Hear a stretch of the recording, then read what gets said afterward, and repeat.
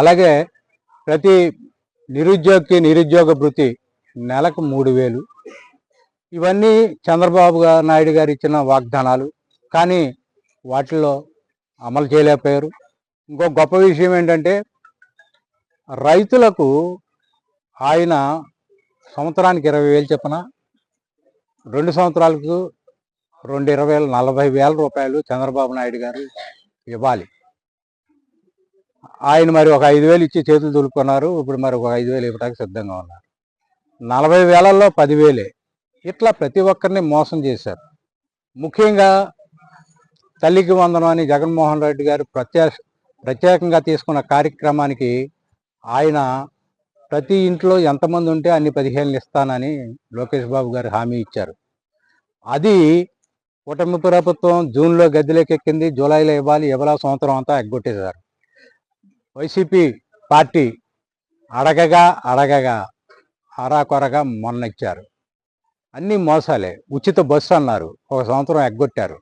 YCP party అడగగా దాన్ని ఉచిత బస్సుని మొన్న ఆగస్టు నుంచి ప్రారంభించారు. అయితే బస్సులైతే ఉచిత బస్సు అన్నారు, దానికి లిమిట్స్, ఒక జిల్లా దాటితే జిల్లా సరిహద్దు వరకే లిమిట్ పెట్టారు. బస్సుల సంఖ్య కూడా తగ్గించారు. ఈరోజు ఒక్కొక్క బస్సులో ప్రయాణం చేయాలంటే 100 మంది కనీసం ఎక్కుతారు. 50 మంది ఎక్కే బస్సు 100 మంది ఎక్కుతున్నారు. ఇట్లా కూటమి ప్రభుత్వం అబద్ధాలు, మోసాలతో అటు ఓ పక్కన విద్యార్థులను మోసం చేశారు, ఓ పక్కన గృహిణులను మోసం చేశారు. గృహిణులను మోసం చేయడంలో సిలిండర్ల పేరు చెప్పారు, ఉచిత సిలిండర్లు అన్నారు. అవి ఎన్ని ఇచ్చారు గృహిణులకే తెలుసు. ఉచిత బస్సు ఏం చేశారో మీకే తెలుసు. ఒక్కొక్క ఆడబిడ్డకి 1,500 ఏం చేశారో మీకు తెలుసు. ఆడబిడ్డ నిధి ఇవ్వాలంటే రాష్ట్రాన్ని అమ్మేయాలని ఒక మంత్రి గారు సాక్షాత్తుగా చెప్పారు. మరి ఎవరిని మోసం చేయాలని మీరు అబద్ధాలు చెప్పి గద్దెనెక్కుతారు చంద్రబాబు నాయుడు గారు? ఆడబిడ్డ నిధి ఇస్తా అన్నారుగా, ఇవ్వాలిగా. నిరుద్యోగ భృతి ఇస్తా అన్నారుగా, ఇవ్వాలిగా. రైతులకి మరి 20,000 సంవత్సరానికి ఇస్తామన్నారు, ఇవ్వాలి కదా. ఇట్లా అన్ని మోసాలతో మీరు వైసీపీ పార్టీ కార్యకర్తల్ని, వైఎస్ఆర్సీపీ పార్టీ నాయకుల్ని అక్రమ కేసులు బనాయించి జైల్లో పెట్టడం ఒక్కటి మాత్రమే ఈ కూటమి ప్రభుత్వం చేస్తుంది. మేలు చేయటం అనేది, ఇచ్చిన వాగ్దానాన్ని నిలబెట్టుకోవటం అనేది ఈ కూటమి ప్రభుత్వానికి అసలు చేత కావట్లేదు. మేలు చేయకపోగా కీడు చేయటానికి ఈ కూటమి ప్రభుత్వం శ్రీకారం చుట్టింది. అది ఎలాగంటే, ఆనాడు మరి మన ప్రీతం నాయకులు జగన్మోహన్ రెడ్డి గారు 2019 నుంచి 24 వరకు ఆయన సీఎంగా చేసినప్పుడు ఈ రాష్ట్రాన్ని అనేక విధాలుగా ఈ పేద ప్రజలను ఆదుకుని ఒక గొప్ప మంచి పేరు తెచ్చుకుని 17 మెడికల్ కాలేజీలని ఈ రాష్ట్రానికి తీసుకొచ్చారు. కాలేజీల ఆవశ్యకత ఆయనకి ఎందుకు దీన్ని తీసుకురావాల్సి వచ్చిందంటే, కరోనా టైంలో రాష్ట్రంలో పిట్టలు రాలిపోయినట్టు రాలిపోయారు ప్రజలు.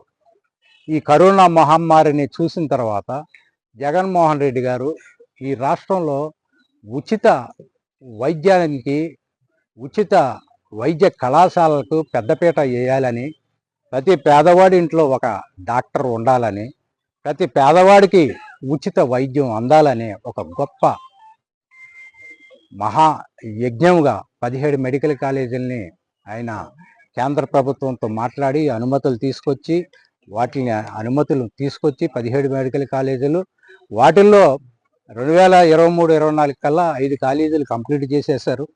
అవి ప్రారంభించబడినాయి. ఇంకా 2 కాలేజీలు నడుస్తున్నాయి. ఇంకొక 10 కాలేజీలకి ఇన్ఫ్రాస్ట్రక్చర్ అంతా రెడీ చేశారు. వాటిల్ని ఇప్పుడు ఒక 5,000 కోట్లు పెడితే ఈ మెడికల్ కాలేజీలన్నీ లైన్లోకి వచ్చేస్తాయి. 5,000 కోట్లు పెడితే ఈ 10 మెడికల్ కాలేజీలు చక్కగా ఒకే సంవత్సరం కాకపోయినా 5 ఏళ్లలో మొత్తం సంవత్సరానికి 1,000 కోట్ల చొప్పున 5,000 కోట్లు ఇచ్చినా ఈ 10 మెడికల్ కాలేజీలు వస్తాయి. ఈ 10 మెడికల్ కాలేజీలు రావటం, 17 మెడికల్ కాలేజీలు వస్తే ఏం జరుగుద్దంటే, ఈ 17 మెడికల్ కాలేజీలు మొత్తం కలిపి కొన్ని వేల సీట్లు, మెడికల్ కాలేజ్ సీట్లు వస్తే ఉచితమైన సీటు వస్తుంది. ఆ ఉచితమైన సీట్లో పేదవాడి పిల్లలకి ఒకవేళ మంచి మార్కులతో మంచి సీటు వస్తే పేదవాడి ఇంట్లో డాక్టర్ వస్తాడు అనేది జగన్మోహన్ రెడ్డి గారి ఉద్దేశం.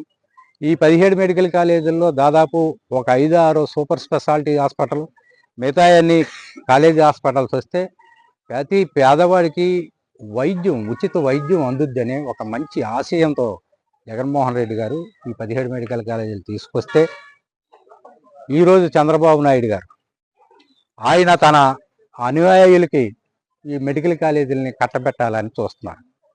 5,000 కోట్లు ఖర్చు అయితే దాన్ని భరాయించలేక ఈ మెడికల్ కాలేజీలనేమో ప్రైవేటు పరం చేస్తాకు చూస్తున్నారు.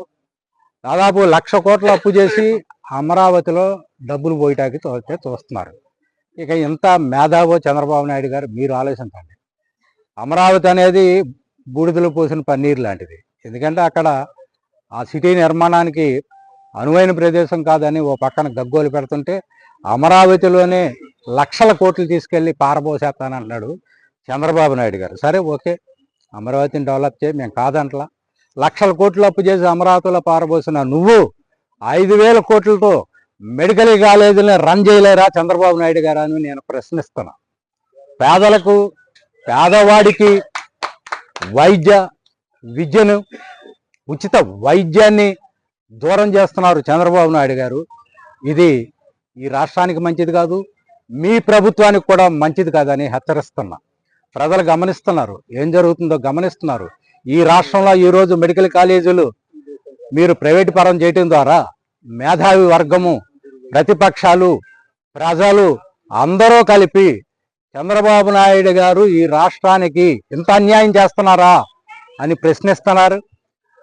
ఆ రకంగా మీరు చంద్రబాబు నాయుడు గారు జగన్మోహన్ రెడ్డి గారి పడ్డ కష్టాన్ని, జగన్మోహన్ రెడ్డి గారు ఈ పేదవాడి కోసం, ఆంధ్ర రాష్ట్రం కోసం ఎంత మేలు చేయటానికి 17 మెడికల్ కాలేజీలు తీసుకొచ్చారు అనేది ఒకవేళ మా ప్రభుత్వం మేము గట్టిగా చెప్పుకోలేకపోయినా, మీరు ప్రజలందరికీ చక్కగా ఆ రోజు జగన్మోహన్ రెడ్డి గారు ఈ రాష్ట్రానికి ఎంత మేలు చేశారని మీ ప్రభుత్వమే ఈరోజు చెప్తుంది. ఎందుకంటే వాళ్ళ మేధావులు, విద్యార్థులు, ప్రతిపక్షాలు అందరూ కలిపి చంద్రబాబు నాయుడు గారు చేసే ఈ దుర్మార్గాన్ని ఖండిస్తున్నారు. ఈ రోజున మనం అందరం కూడా వాళ్ళ ఈ కార్యక్రమం ఉద్దేశం ఏంటంటే, పేదవాడికి ఉచిత వైద్యం అందాలి, పేదవాడి ఇంట్లో ఒక డాక్టర్ ఉండాలి అనేది జగన్మోహన్ రెడ్డి గారి ఆశయం. దాన్ని చంద్రబాబు నాయుడు గారు తూట్లు పొడుస్తున్నారు కాబట్టి ప్రైవేటు పరం చేస్తున్నారు. ఇవాళ మెడికల్ కాలేజీలు ప్రైవేటు పరం చేయటం ద్వారా దాదాపు 1,00,000 కోట్ల రూపాయలని ఆయన తన అనుయాయులకు ఇచ్చేస్తున్నారు. ఇది ఇక్కడ మీరు గమనించాల్సింది. ఒక్కొక్క మెడికల్ కాలేజీ నిర్మించాలంటే ఇన్ఫ్రాస్ట్రక్చరు కొన్ని 100 కోట్లు, 1000 కోట్లు అవుద్ది. ఒక్కొక్క మెడికల్ కాలేజీకి సంవత్సరానికి 200 నుంచి 300 కోట్ల ఆదాయం వస్తుంది ప్రైవేటు పరం చేస్తే, ప్రైవేటు వ్యక్తులకి. అందుకే చంద్రబాబు నాయుడు గారు తన అనుయాయులకి కట్టబెట్టి ఒక్కొక్కళ్ళు సంవత్సరానికి 200 నుంచి 300 కోట్లు సంపాదించుకునే అవకాశం ఇవ్వటం. అంతేకాకుండా ఈ రోజున ఈ మెడికల్ కాలేజీలు బయటికి ఇవ్వటం ద్వారా 1,00,000 కోట్లని ప్రైవేటు పరం, ప్రభుత్వ ఆస్తుల్ని ప్రైవేటు పరం చేస్తున్నారు. ఎంత మోసం మీరు గమనించండి. అది 5,000 కోట్లు మనం ఖర్చు పెడితే, ప్రభుత్వం ఖర్చు పెడితే మొత్తం 17 మెడికల్ కాలేజీలు చక్కగా పనిచేస్తాయి. ప్రజలకు ఇందులో సూపర్ స్పెషాలిటీ హాస్పిటల్స్ వస్తాయి, పెద్ద పెద్ద హాస్పిటల్స్ వస్తాయి, అవన్నీ ఉచిత వైద్యం అందుద్ది. ఇవాళ ఎవరైనా హాస్పిటల్కి వెళ్తే చిన్న జబ్బుకి వేలాది రూపాయలు మనం, లక్షలాది రూపాయలు మనం ఖర్చు పెట్టాల్సి వస్తుంది. అదే జగన్మోహన్ రెడ్డి గారి యొక్క ఉద్దేశం అయితే జిల్లాకో సూపర్ స్పెషాలిటీ హాస్పిటల్ వస్తుంది, జిల్లాకో పెద్ద ఉచిత వైద్య కళాశాల వస్తుంది. ఎవరైనా అక్కడికి వెళ్ళి ఎంత పెద్ద మొత్తంలో అయినా ఉచిత వైద్యం తీసుకోవచ్చు. అంతేకాకుండా ఈ రాష్ట్రంలో జరిగిన గొప్ప ఒక చంద్రబాబు నాయుడు గారు చేసిన దుర్మార్గం ఏంటంటే, ఆ రోజున జగన్మోహన్ రెడ్డి గారు చక్కగా ఇందాక చెప్పారు, వెల్నెస్ సెంటర్లు, సచివాలయాలు, రైతు భరోసా కేంద్రం, ప్రతి విలేజ్ని చక్కగా విలేజ్ లెవెల్లోనే అభివృద్ధి చేయడానికి మన జగన్మోహన్ రెడ్డి గారు శ్రీకారం చుడితే, చంద్రబాబు నాయుడు గారు వాటిలన్నింటినీ ధ్వంసం చేసే కార్యక్రమంలో ఉన్నారు. ఇలాగ చంద్రబాబు నాయుడు గారు ప్రజా అభివృద్ధులకి, ప్రజలకు జరిగే మేలుకి ఆయన తూట్లు పొడిచే కార్యక్రమానికి చేస్తున్నారు చంద్రబాబు నాయుడు గారు.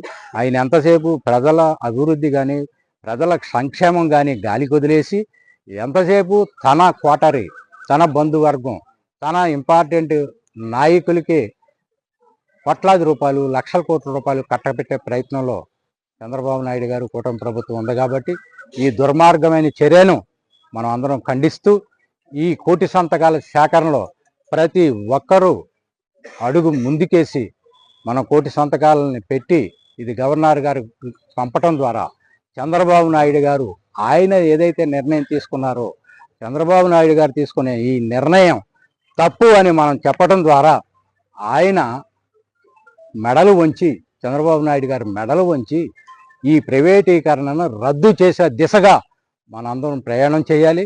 అంతేకాదు ఈ రాష్ట్రంలో అభివృద్ధి సంక్షేమము చూడాలంటే మళ్ళా ఒక్కటే, అది మన జగనన్నతోనే సాధ్యం. మన జగనన్నను సీఎం చేసుకునే వరకు ప్రతి ఒక్కరూ పోరాటం చేయాలని కోరుతూ ఇంత మంచి అవకాశం ఇచ్చిన మీ అందరికీ ప్రతి ఒక్కరికి పేరు పేరున కృతజ్ఞతలు తెలియజేస్తాను.